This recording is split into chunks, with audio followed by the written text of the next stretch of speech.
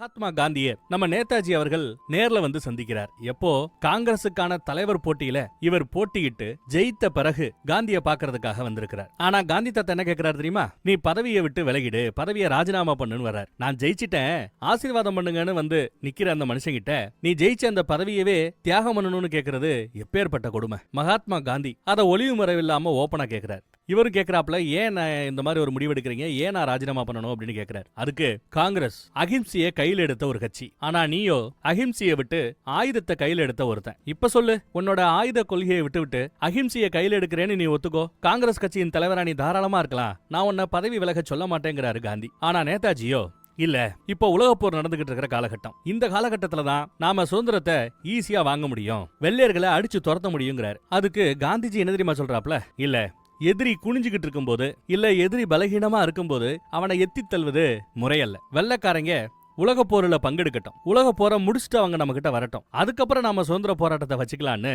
அவங்க யுத்தம் அடிக்கிற வரைக்கும் நாம விடுதலை போராட்டத்தை தற்காலிகமா நிறுத்தி வைப்போங்கிறாப்ல. இந்த லெவலுக்கு நல்லவரை நம்ம எங்க போய் தேடுறது? நேதாஜியா அதான் சொல்றார், இல்ல உங்க பாதை வேற என் பாதை வேற, ஆனா ரெண்டு பேரோட நோக்கமும் ஒண்ணுதானே, இந்திய விடுதலை. அந்த விடுதலையே உங்களோட அகிம்சை வாங்கி கொடுத்தா என்ன, இல்ல என்னோட ஆயுதம் வாங்கி கொடுத்தா என்னன்னு கேக்குறாப்ல. அதற்கு காந்தியோ, இங்க பாரு நேதாஜி, உன்னோட கொள்கைகள்ல ஆயுதம் ஏந்திய அந்த போராட்டங்கள்ல எனக்கு சுத்தமா விருப்பம் இல்ல, அதன் மீது எனக்கு மரியாதையும் இல்ல, ஆனா உன் மீது என்னோட பாசம் எப்பவுமே இருக்குது, அந்த பாசத்துல தான் கேக்குறேன், இது உனக்கு சரிப்பட்டு வராது, காங்கிரஸோட தலைவர் பதவியை நீ ரிசைன் பண்ணிடுங்கிறாப்ல. முதல் உலக போர்லயும் நாம வெள்ளக்காரங்களுக்கு உதவி செஞ்சோம், அவர்களோட யுத்தத்துல நாம பங்கெடுத்தோம், பதிலுக்கு அவங்க ஏதாவது செய்வாங்கன்னு பார்த்தா ஒன்னு செய்யல. அதற்கு பெயர் தான் ஜாலியன் வாலாபாக் படுகொலையில ஆயிரக்கணக்கான பேரை நாம இழந்தோம். இப்போ 2ஆம் உலக போரும் நடக்க போகுது, இனியும் அவங்க நமக்கு சுதந்திர கொடுப்பாயின்னு நீங்க நம்புறீங்களான்னு கேட்டா ஆமாங்கிறாரு காந்தி. சரி, இனி நமக்கு சரிப்பட்டு வராதுன்னு இவரு காங்கிரஸ் பதவியை ராஜினாமா பண்ணிட்டு அங்க இருந்து காந்திக்கு ஒரு வணக்கத்தை, துர்கா பூஜா சிலை ஜெயில முடிஞ்சு வெளியில சிலையை எடுத்துட்டு போகணும், அப்படி சிலையை கைமாத்தும் போது கூடவே ஏதோ ஒரு லெட்டரையும் வச்சு நேதாஜி சுபாஷ் சந்திர போஸ் கொடுத்து வர்றாரு. எஸ், பூஜை நடக்கும்போது தலைவர் ஜெயில இருக்கிறாப்ல, ஓபன் பண்ணி படிச்சு பாக்குறாப்ல, அதுல என்ன போட்டிருந்ததுன்னு தெரியல, படிச்சு பார்த்ததும் படிக்கிற பயலுக்கு ரொம்ப சந்தோஷம், அதையும் வேண்டான்ட்டாரு, இவைய கொடுக்கறதையும் வேண்டான்ட்டாரு, நாள் கணக்குல சாப்பிடாம கொள்ளாம கிடக்கிறார். கவர்னரோட உத்தரவு, நீங்க சாப்பிடலனா வலு கட்டாயமா நாங்க உங்களுக்கு ஊட்டிவிட வேண்டியிருக்குன்னு சொல்லிவிட்டு கரைச்சிட்டு வந்த கூல 3 பேர் இருக்க பிடிச்சுக்கிட்டு அப்படியே கரைச்சு வாயில புனல வச்சு ஊத்துறாங்க. அப்பையும் தலைவன் குடிக்கலையே, காரி காரி வெளியில துப்புனா, வலுக்கட்டாயமாவும் சாப்பாடு ஊட்ட முடியல, என்ன பண்ணு தெரியாம அந்த கவர்னர்கிட்டயே போய் எங்களால முடியலங்கிறாங்க. பாரு, அவர் மட்டும் ஜெயில இறந்து போயிட்டாருன்னா மிகப்பெரிய புரட்சி இந்தியாவில வெடிக்கும், அவர் ஜெயில செத்துறக்கூடாதுங்கிறாரு கவர்னர். ஆனா அதுக்கு நாங்க எந்த கேரண்டியும் கொடுக்க முடியாது சார், செத்தாலும் ஆச்சரியப்படுறதுக்கு இல்லன்னு இன்ஸ்பெக்டர் சொல்றாப்ல. அப்ப ரிலீஸ் பண்ணிடு, ஜெயில சுபாஷ் சந்திர போஸ்குள்ள போயிட்டாருன்னு சொல்லிட முடியாது, அவங்க பிரிச்சா இதெல்லாம் எங்களுக்குன்னு அவங்க நினைச்சுக்கிட்டு இருந்த அந்த இடத்துக்குள்ள ஒரு என்ட்ரி ஆயிட்டாரு. ஆனாலும் அங்க வாழக்கூடிய இஸ்லாமியர்கள் சில பேரு இந்தியா பாகிஸ்தான் பிரிக்கிற இந்த பேச்சு அடிபடும் போதே இதுக்கு நாம ஒரு காலமும் ஒத்துக்க கூடாதுங்கிறாப்ல பேசிட்டு இருக்காங்க. நமக்குள்ள பிரச்சனையை உண்டு பண்ணி வெள்ளக்காரங்க நல்ல குளிர்காயிறானுங்க, வெள்ளக்காரங்களை விரட்டுறதுக்கு நாம ஒண்ணு சேரணுங்கிறாப்ல உணர்ச்சி பொங்க பேசிட்டு இருக்க. இவங்க தேடி வந்த அந்த ஆளா அவ்வளவுதான் இருக்கிறாப்ல, ஒரு ரஷ்யன். அவர் அந்த ரஷ்யனை ஓடி போய் கேட்டுக்கு வெளியில இருந்தே பார்த்து கூப்பிட்டு, ஒருத்தரை நீங்க ரஷ்ய நாட்டுல ஏத்துக்கணும், இந்தியன் அகதிய ரஷ்ய குடியுரிமை போட்டு அவரை நீங்க ஒரு முக்கியமான ஆள இங்க இருந்து நாடு கடத்தணும், உதவி வேணும்னு கேக்குறாரு. யார கடத்தணும்னு கேட்டா நேதாஜி சுபாஷ் சந்திர போஸ் சொன்னது ஒரு செகண்ட் ஆடி போறாப்ல. அப்புறம் நேதாஜியும் கூட்டிட்டு இவங்களும் வேற வழி இல்லாம திரும்பி வந்துட்டாங்க. இன்னும் சில நாட்கள்ல போலீஸ் கண்டிப்பா எங்களை தேடி இங்க வர வாய்ப்பு இருக்குது. அடுத்து எங்க போறது தெரியாம முழிச்சிட்டு இருக்கும்போது ஒரு லேடி கீழே வந்து நிக்கிறாங்க. இத்தாலியன் அம்பாசிடரோட மனைவி நானு, ஒரு செய்தி இருக்குதுன்னு சொல்லிட்டு இத சுபாஷ் சந்திரபோஸ் அவர்களுக்கு டெலிவரி பண்ணிடுங்கன்னு கொடுக்குறாங்க. இதுல இருக்கிற இன்ஸ்ட்ரக்ஷனை கரெக்டா ஃபாலோ பண்ண சொல்லுங்கன்னு கொடுக்குறாங்க. ஜெர்மனி தான் கடைசியில சுபாஷ் அவர்களுக்கு உதவி செய்ய போறாப்ல தெரியுது. கூட இருக்கிறவங்க எல்லாம் ஜெர்மனியா வேண்டாமே அப்படின்னு கொஞ்சம் சங்கடப்படுறாங்க. ஜெர்மனி நாடே சர்வாதிகார நாடாச்சேன்னு வருத்தப்படுறாங்க. அதெல்லாம் எனக்கு தெரியாது, இந்தியாவுக்கு சுதந்திரம் கிடைக்கதா இருந்தா சாத்தான் கூட நான் உடன்படிக்கை வைத்துக்க தயாரா தான் இருக்கிறேன்னு சொல்லிவிட்டு இவர் கிளம்புறாரு. வீட்டுல இருக்கார்கள் கிட்ட குட் பை சொல்லிட்டு கிளம்புறாரு. 1941 மார்ச் மாசத்துல இவருக்கு ஒரு புது பாஸ்போர்ட் கிடைக்குது. ஆனா வேற ஒரு பேர்ல, போலி பாஸ்போர்ட் மாதிரி. ஜெர்மனிக்குள்ள நீங்க போக போறீங்க, ஆனா ரஷ்யாவின் வழியா நீங்க போகணும். சுபாஷ் சந்திரபோஸ்ங்கிற பேர்லயே பாஸ்போர்ட் கொடுக்கறதுக்கு ரஷ்யர்களுக்கு பயமா இருக்குதான். அதனால டூப்ளிகேட்டா வேற ஒரு பேர் போட்டு ஒரு பாஸ்போர்ட்டை கொடுத்திருக்காங்க. பிரச்சனை இல்லாம நீங்க ரஷ்யாவை கடந்துடலாம், அடுத்து ஜெர்மனிக்கு போயிடலான்னு நல்லபடியா அடிச்சு சொல்றாரு. இனிமே இவரோட பேரு ஒர்லாண்டோவா, ரேடியோ தெரபிஸ்டா. எவ்வளவு பேரு எவ்வளவு வேஷம் போட வேண்டி இருக்குன்னு பாருங்க. கூட வந்தவர்கிட்ட ஒரு லெட்டர் கொடுத்து இந்தியால இருக்கிற ஃபார்வர்டு பிளாக் கட்சி கிட்ட இந்த லெட்டர் மட்டும் ஒப்படைச்சிருப்பா தம்பின்னு ஜெயஹிந்த்னு சொல்லிட்டு கிளம்புறாரு. அந்த பக்கம் 2 பேரு நம்ம பசங்க தான், யாரோ ஒர்லாண்டாவா, அந்த ஆளுக்கு உதவி செய்யறதுக்கு நம்மள வர சொல்லி ஏகப்பட்ட பிரஷர், அவங்களுக்கு அதுக்கு நம்ம உதவி செய்யணும், இப்படியோ புலம்பிட்டு வருவாங்க. இங்க வந்து பார்த்தா ஒர்லாண்டோங்கிற பேர்ல உட்கார்ந்துட்டு இருக்கிறது சுபாஷ். பார்த்தது 2 பேரும் ஆடி போறாங்க. காங்கிரஸ் கட்சி உறுப்பினரா இவங்க இருக்கும் போதே இவருக்கு தெரியும் போல. 1-2 தடவை தான் பாத்துருக்கீங்க, ஆனாலும் மனசுல அப்படியே வச்சிருக்கீங்களேன்னா அவங்க 2 பேருக்கு ஆச்சரியம். ஜெயில எல்லாம் புடிச்சு போட்டு டார்ச்சர் பண்ணிருக்காங்க. ஒரு ஸ்டேஜுக்கு பிறகு ஜெர்மனிக்கு இவங்க 2 பேரும் ஓடியாண்டாங்களாம். இங்க இவருக்காக ஒரு பெரிய பங்களாவே கவர்மெண்ட். நல்ல விஷயம் இல்ல? இங்க இருந்து இந்திய நாட்டோட சுதந்திரத்துக்காக நாம ஒரு ராணுவத்தை உருவாக்க போறோம்னு சொல்றாரு. ஒரு பெட்டிஷன் போடணுமா ஜெர்மனிய அதிபருக்கு. யாரு ஜெர்மனில அதிபரா இருக்கிறார் தெரியுமா? ஹிட்லர் இருக்கிறாப்ல. இந்தியாவை ஒரு தனி நாடா அங்கீகரிக்கணும்னு இவங்க பெட்டிஷன் போட போறாங்க ஹிட்லருக்கு. 10-15 வருஷத்துக்கு முன்னாடி நம்ம சுபாஷ் அவர்களுக்கு ரொம்ப பழக்கப்பட்ட ஒரு அம்மா இப்ப இவரை பாக்குறதுக்காக வந்திருக்காங்க. என்ன கிஃப்ட்னு கேட்டா இவரோட பழைய துணிதானா. இவங்க ஞாபகார்த்தமா அந்த அம்மா வச்சிட்டு இருந்திருக்கு. வீட்டுல அம்மா எல்லாம் நல்லா இருக்காங்களான்னு விசாரிக்கிறாரு. சரி வந்த வேலையை ஆரம்பிப்போமா அப்படின்னு இந்த அம்மா வேலைய ஆரம்பிக்குது. இந்த நாட்டோட வெளியுறவுத்துறை அமைச்சருக்கு நாம டாக்குமெண்ட் ரெடி பண்ணணும்ன்றப்பல பேசிட்டு இருக்காங்க. ஜெர்மனி ஆட்களெல்லாம் ஒரு மீட்டிங் அரேஞ்ச் பண்ணிருக்காங்க. இந்தியாவை தனி நாடா அங்கீகரிக்கணும்னு வச்சுக்கோங்க. அங்க இருக்கிற வெள்ளையர்களை நீங்க விரட்டிடுறீங்கன்னு வச்சுக்கோங்க. அதுக்கப்புறம் இந்திய நாட்டை யாரு ஆளுவான்னு கேட்டா எங்க நாட்டு மக்கள் ஓட்டு போட்டு யாரு ஆளணுங்கிற அந்த கட்சியை மக்களே தேர்ந்தெடுப்பாங்க அப்படிங்கிறாரு சுபாஷ் சந்திரபோஸ் அவர்கள். ஆனா உங்க நாட்டுல நிறைய ஜாதி மதமெல்லாம் இருக்குதுன்னு கேட்டா உண்மைதான். ஆனாலும் தேர்தல் வந்துட்டா நாங்க எங்க கடமையை செய்வோங்கிறாப்ல. இத்தாலி ஜப்பான் கூட இந்திய நாட்டை அங்கீகரிக்கிறது தயாராக இருக்கிறாங்க. நீங்க அங்கீகரிச்சா பிள்ளையார் சிலையை போட்டு விட்டு ஆரம்பிச்சாப்ல இருக்குங்கிறாப்ல. ரஷ்யா சரி ராணுவமே இல்லாத உங்க நாட்டை ஆண்டுகிட்டு இருக்கிற வெள்ளக்காரங்களை எதிர்த்து போரிட முடியும்னு கேட்டா யோசிச்சு பாருங்க. இந்தியாவுல இருக்கக்கூடிய வெள்ளக்கார ராணுவ வீரர்களோட எண்ணிக்கை வெறும் 70,000 தானா. ஆனா அதை தாண்டி லட்சக்கணக்கான இந்திய வீரர்களை தான் அவங்க ராணுவ வீரர்களா வேலைக்கு எடுத்து ராணுவத்துல வச்சிருக்காங்க. இங்க இருந்து இந்தியாவில இருந்து விரட்டப்பட்டவங்க ஜெர்மனில ரஷ்யாவுல வாழக்கூடிய இந்தியர்களை நாங்க ஒண்ணு சேர்க்கிறோம். போற வழியில இருக்கக்கூடிய சிறைச்சாலையில அடப்பட்டு கிடக்கிற இந்தியர்களையும் நாம வெளியில ரிலீஸ் பண்ணோம்னா அவர்களை வச்சே ஒரு ராணுவத்தை உருவாக்கி அப்படியே நடைபயணமாவே நாங்க போவோம். போற வழியெல்லாம் நம்ம ராணுவத்துல சேர்க்கணும் அப்படிங்கிறாப்ல பேசிட்டு இருக்காங்க. இந்த ஜெர்மனில கூட கேட்டு பாக்குறோங்கிறாப்ல. கூட இருக்கிற பசங்கள ஒருத்தவரை மெக்காவுக்கு அனுப்ப போறாராம் சுபாஷ். ஏன்னு கேட்டா மெக்காவுக்கு நிறைய இந்தியர்கள் பயணப்பட்டு வருவாங்க புனித யாத்திரைக்காக. அவங்கள நாம ராணுவத்துல சேர்க்கணும் அப்படிங்கிறாப்ல பேசிட்டு இருக்காங்க. இந்த ஜெர்மனில கூட நிறைய இந்தியர்கள் இருக்காங்க ஜெர்மனிக்காக வேலை செஞ்சுட்டு. அவர்களை நம் பக்கம் திருப்பணுங்கிறாரு சுபாஷ் சந்திரபோஸ் அவர்கள். அவர்களை போய் மீட் பண்றாரு. இவர் யாரு என்னன்னே தெரியாம சோல்ஜர்ஸ் இவங்களை விரட்ட பாக்குறாங்க. ஆனா ஜெய்ஹிந்த் சொன்னதும் சரி நம்ம நாட்டுக்காரர் தானே அவங்களுக்கு ஒரு எண்ணம் வருது. எல்லாரையும் பேசி கரெக்ட் பண்ணிட்டாப்ல. பாரத் மாதாக்கு ஜே அப்படின்னு கோஷம் போட்டு சுபாஷ் சந்திரபோஸ் அவரோட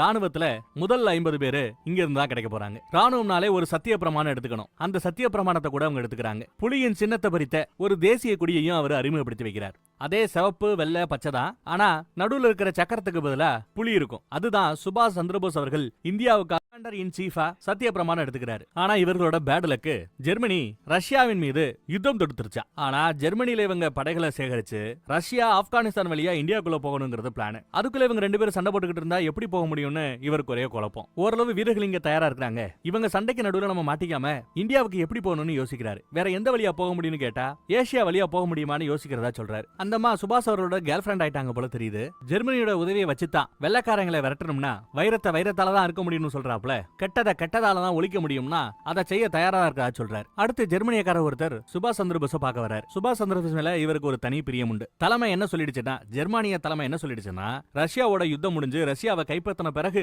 உங்களுக்கு அப்பாயின்மெண்ட் கொடுக்கறதாக தலைவர் சொல்லியிருக்கிறதா சொல்றாரு. ஆனா இது 1 வருஷமா 10 வருஷமோ எத்தனை வருஷம் நடக்குமோ யாருக்கு தெரியுங்கிறாப்ல. அவ்வளவு நாள் காத்திருக்க முடியாதுங்கிறாரு சுபாஷ். உங்க அவசரத்துக்காக எங்களால வேலை செய்ய முடியாது. இன்னொரு செய்தியும் உண்டு. ஜப்பான் அமெரிக்காவோட பேர்ல் ஹார்பர் துறைமுகத்தை தாக்கிடுச்சுன்னு அந்த செய்தியும் சொல்றாரு. ஐயோ அமெரிக்கர்கள் யுத்த களத்துல இறங்குனாங்கன்னா எல்லாம் போர்க்களமாயிடும். அதுக்குள்ள நாங்க இங்க இருந்து புறப்பட்டாகணுமேனு சுபாஷ் சந்திரபோஸ் அவர்கள் அவசரப்படுறார். 1941 டிசம்பர் 7 அமெரிக்காவோட துறைமுகத்தை ஜப்பான் நாட்டவர்கள் அடிச்சு துவம்சம் பண்ணாங்க. ஜெர்மனிலேயே இருக்கக்கூடிய ஜப்பானிய தூதரகம் இருக்கும்ல அங்க போறாரு. 1942 பிப்ரவரியில நடக்குது. ஏன்னா ஜப்பானோட கை அப்போ ஓங்கி இருக்கு. அவரோட உதவியை நாடுறாரு. ஒரு வீடியோ போட்டு காமிக்கிறேன்னு உயரதிகாரி ஒரு வீடியோ போட்டு காமிக்கிறார். அதுல என்ன நடக்குதுன்னா நம்மள ஆண்ட வெள்ளக்காரனுங்க சண்டை போட்டு மாட்டிக்கிட்ட இந்தியர்களை கைதியா வச்சிருந்தாங்க. அதுக்கப்புறம் அந்த கைதிகளுக்கு யூனிஃபார்ம் போட்டு ஒரு ராணுவமா உருவாக்குனாங்க. அந்த ராணுவ பிரிவை ஜப்பான் நாட்டுக்கு தாரவாத்தாங்க. ஜப்பான் நாடு சுபாஷுக்கு ஆதரவு கரம் நீட்டுகிறது. அதனால அந்த படைய சுபாஷ் சந்திரபோஸோட இந்திய ராணுவ படைக்குல அவங்க சேர்த்து வர்றாங்க. சோ இந்த வீரர்களும் இந்திய ராணுவ பிரிவுல சேர்றதுனால எண்ணிக்கை கூடிட்டே போகுது. இது மட்டும் பத்தாது, இன்னும் பெருசா இந்த வேட்கையை பரவ செய்யணும்னு சொல்லிட்டு அடுத்து ரேடியோல உட்கார்ந்து ஒட்டுமொத்த இந்தியாவும் கேட்கும்படி ஒரு ஒளிபரப்ப செய்யறாரு. நான் தான் சுபாஷ் சந்திரபோஸ் பேசுகிறேன்னு ஆரம்பிக்கிறார். இந்தியாவுக்குன்னு ஒரு தனி ராணுவத்தை நான் உருவாக்குறதுக்காக நிறைய வீரர்களை சேர்த்துக்கிட்டு இருக்கிறோம். யாரெல்லாம் நம் ராணுவ பிரிவுல சுதந்திரத்துக்காக இந்திய ராணுவத்தில் சேர ஆசைப்படுறவங்க எல்லாம் இதுல சேரலாம், வாங்க வந்து ஜாயின் பண்ணுங்கன்னு அறைகூவல் விடுக்கிறார். கவர்னரை முடியாது அப்படின்னு நம்புறாரு. ஜெர்மனி வழியா நம்ம ராணுவத்தை கொண்டு போக முடியாதுன்னா ஜப்பான் வழியா நம்ம ராணுவத்தை இந்தியாவுக்கு கொண்டுட்டு போவோம் அப்படின்னு சுபாஷ் முடிவு பண்றாரு. கேர்ள் ஃபிரெண்ட் கிட்ட எடுத்து சொல்றாரு. உங்க குடும்பத்தை பாக்குறதுக்கு ஆவலா இருக்கிறேன்னு கேர்ள் ஃபிரெண்ட் சொல்றாங்க. நம்ம 2 பேரும் போலாமா, எப்ப போலாம் அப்படின்னு கேட்காம நாம 3 பேரும் போலாமான்னு கேக்குறாங்க. 3 பேரா, நீ நானு 2 பேர் தானே கேட்டா, இல்ல என் வயித்துல உங்க குழந்தை வளருது அப்படின்னு சொல்ல சுபாஷ் அவர்களுக்கு ரொம்ப சந்தோஷம். ஒரு முறைப்படி இந்து முறைப்படி நடக்கக்கூடிய ஒரு கல்யாணத்தை தான் விரும்புறதா அந்த கேர்ள் ஃபிரெண்ட் அம்மா சொல்றாங்க. அந்த மாதிரியே எல்லா சடங்குகளையும் செஞ்சு ப்ராப்பரா இவங்க கல்யாணமும் பண்ணிக்கிறாங்க. கல்யாணத்துக்கு வாழ்த்து சொல்ல உயரதிகாரி வராரு. உயரதிகாரி ஒரு பெரிய குண்ட தூக்கி போறாரு. ஜெர்மனியுடைய தலைமை இந்த இன்டர் காஸ்ட் இன்டர் ரிலிஜியஸ் மேரேஜ விரும்பாது. ஜெர்மனியர்னா ஜெர்மனியரை தான் கல்யாணம் பண்ணிக்கணும்னு அவர் அங்க சட்டமே போட்டார். இவங்களோ ஒரு ஜெர்மானிய பெண்மணி, கட்டிக்கிட்டது நம்ம சுபாஷ் சந்திரபோஸ். இந்த மேட்டர் மட்டும் மக்கள் முன்னாடி வெளியில வந்துச்சுன்னா உங்களோட ஜெர்மனிய குடியுரிமையை நீங்க இழக்க வேண்டியது வரும். அதுவரை எதுக்கு அந்த ரிஸ்க் எல்லாம், பேசாம இந்த உண்மையை வெளியில நீங்க சொல்ல வேண்டாமே அப்படிங்கிறாப்ல உயரதிகாரி சொல்றாரு. அப்புறம் சுபாஷ் கிட்ட போய் நம்மளோட சொந்த பிரச்சனையை வச்சுட்டு நல்லபடியா போய்கிட்டு இருக்கிற இந்த பாதையை நாம டிஸ்டர்ப் பண்ண வேண்டாம். நான் என் சொந்தக்காரங்க வீட்டுல தங்கிக்கிறேன். நம்ம கல்யாணத்தை யாரும் அங்கீகரிக்க வேண்டாம். உங்க ஞாபகத்தமா உங்க குழந்தை என் வயித்துல வளருது, அது போதும் அப்படின்னு சொல்லிட்டு அந்த அம்மா அங்கிருந்து குட் பை. ஜெர்மனிய தலைமையோட இப்ப இவருக்கு கிடைச்சிருச்சு. இந்தியாவை தனிநாடா அங்கீகரிங்கன்னு கேட்டா அதுக்கு தலைமை என்ன சொல்லுதுன்னா, வெள்ளக்காரங்களை நீங்க வெளியேற்றணும், இது முதல் வேலை. அடுத்து 2வது வேலை, ரஷ்யர்களையும் நீங்க புறக்கணிக்கணும், ஏன்னா எனக்கும் ரஷ்யர்களுக்கு ஆகாது. அடுத்து 3வது வேலை, ஜப்பானோட ஒரு உடன்படிக்கையை நீங்க ஏற்படுத்திக்கணும். இதெல்லாம் சாத்தியமானா மட்டும்தான் இந்தியாவுக்கான அங்கீகாரத்தை நாங்க கொடுப்போங்கிறாப்ல. இவர் கொடுக்கறதுக்கு ஒண்ணு இல்ல, இந்தியா ஒரு தனிநாடுன்னு ஒரு சப்போர்ட்டுக்கு வரணும், அவ்வளவுதான். இப்படி நிறைய நாடுகள் அங்கீகரிக்க ஆரம்பிச்சா இது வெள்ளக்காரங்களுக்கு ஒரு பெரிய அழுத்தத்தை உண்டாக்கும் இல்லையா? இதுக்காகத்தான் சுபாஷ் அவர்கள் போராடுறாரு. அங்க போய் அவர்களோட போர் முறையிலேயே ஒரு தப்பு இருக்குன்னு, அதுவும் ஜெர்மனிய தலைமை கிட்டேயே நீங்க போற ரூட் தப்பு, உங்க படைகளை 2-3 உடைச்சு 4 பக்கமும் நீங்க சதறடிக்க செய்றீங்க, அப்படி செஞ்சீங்கன்னா எல்லா இடத்துலயும் உங்களோட படை பலவீனப்பட்டு விடும், யாரோ உங்களுக்கு தப்பா அட்வைஸ் பண்ணிருக்காங்க, அந்த ரூட் வேணாமேன்னு அவருக்கே அட்வைஸ் பண்றாப்லன்னா தலைவருக்கு எவ்வளவு கெத்து இருக்கணும்னு பாத்துக்கங்க. சரி, உங்களுக்கு நான் என்னதான் செய்யணும்னு கேக்குறாப்ல தலைமை. இந்த மாதிரி இந்தியாவுக்கு என்னோட படையை கூட்டிட்டு போகணுங்கிறாப்ல. எங்க நாட்டு வழியா போறது ரொம்ப கஷ்டம், இந்தியா வரைக்கும் நீங்க போறது சிரமம். ஜப்பான் வழியா போனா நீங்க ஈஸியா இந்தியாவுக்கு போய் சேர்ந்துடலான்னு தலைமையே சொல்றாரு. சரி, ஜப்பானுக்கு நாங்க எப்படி போறது, பிளைட்ல எங்களை கொண்டு போய் இறக்கி வரீங்களான்னு கேட்டா, பல மைல் தூரம் வெட்ட வெளியில ஓபனா பிளைட்ல போறது தப்பு, நாங்க புதுசா யூ போட்னு ஒரு நீர்மூழ்கி கப்பலை உருவாக்கி இருக்கிறோம், அதுல நீங்க தாராளமா போகலாம் அப்படின்னு தான் உருவாக்குன அந்த நியூஸை படிச்ச ஒரு மாதிரி மீட்டிங் நல்லபடியா முடிஞ்சிருச்சு. நியூஸை படிச்ச ஒரு மாதிரி சுபாஷ் அவர்கள் போட்ட காட்டுறாரு. இந்த யூ போட் அப்படிங்கறதா ஜெர்மனிக்கு ஒரு மிகப்பெரிய பலமா அமைந்தது. 1942 ஆகஸ்ட் மாசம் ஆயிப்போச்சு. மீட்டிங் நல்லபடியா முடிஞ்சிருச்சு. நியூஸ படிச்ச ஒரு மாதிரி சுபாஷ் அவர்கள் வருத்தப்படுறாரு. நியூஸ்ல என்ன போட்டிருக்குன்னா, காந்தி அவர்கள் செய் அல்லது செத்து மடின்னு ஒரு புது புரட்சியை உருவாக்கிட்டாராம். அதுக்காகவே அவர் அரெஸ்ட் பண்ணி ஜெயில போட்டுருக்காங்களா வெள்ளக்காரனுங்க. இந்தியா விட்டு வெளியேறுங்கன்னு வெள்ளையனே வெளியேறு இயக்கத்தையும் அப்பதான் உருவாக்கி இருக்கிறார். அவரோட இந்த போராட்டத்துக்கு ஆதரவா நான் ரேடியோல பேச இருக்கிறதா சுபாஷ் அவர்கள் சொல்றாரு. இல்லையன்னு சொட்டா அது பரவாயில்ல, செய் அல்லது செத்துமடி அப்படிங்கிற அவரோட வாசகம் அஹிம்சைக்கு மட்டும் இல்ல, ராணுவத்தை கையில் எடுத்திருக்கிற, ஆயுதத்தை கையில் எடுத்திருக்கிற நம்மளோட கொள்கைக்கும் அது சரியான கோஷமாக இருக்கும். செய் அல்லது செத்துமடி, இதுலயே நாம ஓரளவு ஒன்றுபட்டு விட்டதாக சுபாஷ் அவர்கள் நினைக்கிறார். ஜப்பான் வெளியுறவுத்துறைக்கு போய் பார்த்து, ஜப்பான் தூதரக ஆட்களை பார்த்து, இதுதான் சரியான சமயம், காந்தி செய் அல்லது செத்துமடி இயக்கத்தோட புரட்சி அங்க வெடிச்சுக்கிட்டு இருக்கிற சமயம், நாமளும் இந்த பக்கம் ராணுவத்தோட போனோம்னா 2 பக்கமும் பலத்த அடி இருக்கிறாப்ல வெள்ளக்காரங்களுக்கு தோணும், இதுதான் தக்க தருணம்னு சொல்றாரு. அடுத்து டிசம்பர் மாசம் ஆச்சு. சுபாஷ் அவர்களுக்கு குழந்தையே பிறந்துருச்சு. குழந்தைக்கு இன்னும் பேர் வைக்கல. சுபாஷ் அவர்கள் வந்து பார்த்து பேர் வைக்கணும்னு இந்த அம்மா காத்துட்டு இருந்திருக்கு. சில பெயர்கள் இந்திய மொழியிலயும் இருக்குதான், அவர்களோட ஜெர்மனிய மொழியிலயும் இருக்குதான். அந்த மாதிரி பேரை வைக்கல கொஞ்சம் நல்லா இருக்குமேங்கறாப்ல ஐடியா கொடுக்குறாங்க இந்த அம்மா. மாயாங்கிற பேரு இந்தியாலயும் இருக்குது, ஜெர்மனிலயும் இருக்குது. ரீட்டாங்கிற பேரும் இந்தியால இருக்குது, ஜெர்மனில இருக்குது. அனிதா அப்படிங்கிற பேரு நம்ம அனிதானுவோம், அவங்க அனிதாங்கிறாங்க. இந்த 3 பேர்ல ஒரு பேரை தேர்ந்தெடுக்க சொல்றாங்க. அப்போ பெண் குழந்தை இல்லையா, அனிதா பேரு நல்லா இருக்குங்கிறாங்க அந்த அம்மா. ஓகே, 3 தடவை பேரை சொல்லுன்னு சொல்லிட்டு அனிதா அனிதா அனிதா அப்படின்னு அனிதா சுபாஷ் சந்திரபோஸ். இந்தியாவுல ஒரு ஜான்சி ராணி பத்தாது, இந்தியாவுல இருக்கிற ஒவ்வொருத்தரும் ஜான்சி ராணி மாதிரி தைரியத்தோட போராடணும்னு இவர் பெண்களையும் யுத்தத்துக்கு கூப்பிடுறாரு, ராணுவத்துக்கு கூப்பிடுறாரு. கூடிய சீக்கிரம் நீங்க ஜப்பான் வழியா இந்தியாவுக்கு போக போறீங்கன்னு ஒரு குட் பை டோஸ்ட் கொடுக்குறாங்க. 1943 ஏப்ரல்ல ஜெர்மனியுடைய யூ போட்ல இருந்து ஜப்பானோட கப்பலுக்கு இவங்க அப்படியே கைமாறுறாங்க. எல்லாருக்கும் பாய் சொல்லிட்டு அவர் கிளம்புறாரு. அப்புறம் கப்பல்ல இருந்து ஜப்பானோட கரையில போய் இறங்குறாரு. சிங்கப்பூர்ல அடுத்து ஒரு பெரிய ராணுவ படைய அவர் அங்க தயார் செஞ்சிட்டார். அங்க இருந்துதான் இவங்களோட பயணத்தை ஆரம்பிக்க போறாங்க போல தெரியுது. மக்கள் முன்னாடி சுபாஷ் அவர்கள் அவரோட எழுச்சிமிக்க உரையா ஆற்றுறாரு. டெல்லி வரை நாம நம் ராணுவத்தோட மார்ச் பண்ண போறோம், தயாரான்னு கேட்க எல்லாரும் கத்துறாங்க. தேசிய கொடியோட சென்டர்ல வச்சு சின்னத்தை தேசிய கொடியை இவர் அங்க அறிவிக்கிறார். ஒவ்வொரு ராணுவ தளபதிகளும் அவரவர்கள் படையுடைய அணிவகுப்பை நடத்தி காட்டுறாங்க. இது மட்டும் இல்லாம ஒரு தளபதியா லட்சுமிங்கிற ஒரு பொண்ணை தேர்ந்தெடுக்கிறாரு. சைக்கிள் ஓட்டிட்டு இருக்கிற ஒரு பொண்ணு, நானும் இந்த ராணுவ பிரிவுல ஜாயின் பண்றேன்னு சொல்லிட்டு வந்து ட்ரைனிங் எடுத்துக்கிறாங்க. லட்சுமியுடைய தலைமையில ஜப்பானியர்கள் தான் நம்ம ராணுவத்துக்கு ட்ரைனிங் கொடுத்துட்டு இருக்காங்க. அசாம் பெங்காலி வெளியே நம்ம உள்ள போகணும், அங்க கொள்ளையடிக்கிற பொருட்களை ட்ரெயின்ல ஏத்திட்டு போவாங்க, அந்த ட்ரெயின் ஸ்டேஷன் எல்லாத்தையும் கைப்பற்றணும்னு பேசி திட்டம் போடுறாங்க. பெங்கால்ல மக்களை இல்ல மக்கள் எல்லாம் பட்னியால செத்துட்டு இருக்காங்களா. இதை கேள்விப்பட்ட சுபாஷ் அவர்கள் கப்பல் நிறைய அரிசி மூட்டையை அனுப்பிச்சு வச்சார். ஆனா பெங்காலிய கவர்னரோ அந்த உதவி வேண்டாம்னு திருப்பி அனுப்பிச்சிட்டாராம். ஏன்னா அந்த உதவியை அவர் அக்செப்ட் பண்ணிக்கிட்டாருன்னா இந்தியாவுக்குன்னு உருவான சுபாஷோட தலைமையிலான அந்த ராணுவ பிரிவையும் அங்கீகரிப்பதாக அது ஆகிவிடுமா. மக்கள் பட்னியால செத்தாலும் பரவாயில்ல, வேண்டாம்னு திருப்பி அனுப்பிச்சிருக்கிறாப்ல. ராணுவத்துக்கு தேவையான இந்திய ராணுவத்துக்கு தேவையான சாப்பாடெல்லாம் அவங்க தான் சப்ளை பண்றதா பேச்சு. ஆனா அதையும் ஸ்டாப் பண்றாங்க. என்னன்னு கேட்டா அமெரிக்காவுக்கும் ஜப்பானுக்கும் நடுவுல இப்போ பெரிய யுத்தம் இந்த பக்கம் நடந்துகிட்டு இருக்குது. அதனால நாங்க எங்களை தான் ஃபர்ஸ்ட் பார்க்கணும் சாரின்னு கைய விரிச்சிருச்சு ஜப்பான். சரி பிரச்சனை இல்ல சார், இதுவரை பண்ண உதவிக்கு நன்றின்னு சொல்லிட்டு அவர் அங்க இருந்து கிளம்பி வந்துட்டார். உங்களால முடிஞ்சதை கொடுங்க, இந்திய ராணுவம் இனி முன்னேறி போறது உங்க கையில தான் இருக்குதுன்னு கேட்க நிறைய பேர் வாண்டடா வந்து அவங்களால முடிஞ்சதை நகையெல்லாம் அள்ளி அள்ளி கொடுக்குறாங்க. அந்த உதவி இப்ப பிளைட்ல அங்க இருந்து கிளம்பி போறார். ஆனா அங்க இருக்கிற யாருக்குமே தெரியாது சுபாஷ் அவர்களை